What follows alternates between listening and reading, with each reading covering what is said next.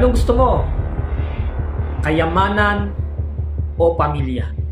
Marami nagtatanong kung ano daw ang pipiliin natin. Kung ang pera nga ba, pero sila ang pamilya mo.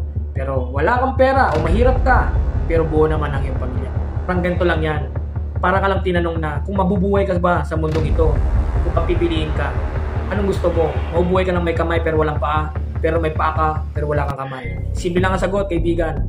Bakit pa natin kailangan mamili kung pwede naman natin piliin parehas? Diba? Masarap mabuhay na may kamay ka na at mayroon ka pang paa. Masarap din mabuhay na may pera ka na at buo pa ang pamilya mo. Yan kasi ang mindset nating mga tao na dumarating tayo sa point na namimili tayo. Diba? Natin na akalain na pwede naman palang piliin ng parehas.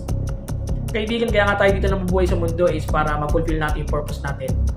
Para makatulong tayo sa kapwa, lalo na sa ating mga kapamilya. May bigay natin yung kanilang mga gusto dito sa mundong ibabaw bago man natin lisanin ang mundo. Kaya mga kaibigan, itong mensahe natin na pwede naman tayong magkaroon ng pera, maraming pera, kayamanan, at the same time, buo ang atin. Huwag natin kakalimutan mga kaibigan na tayo habang naghahanap buhay, dapat ang motivation natin, inspiration natin.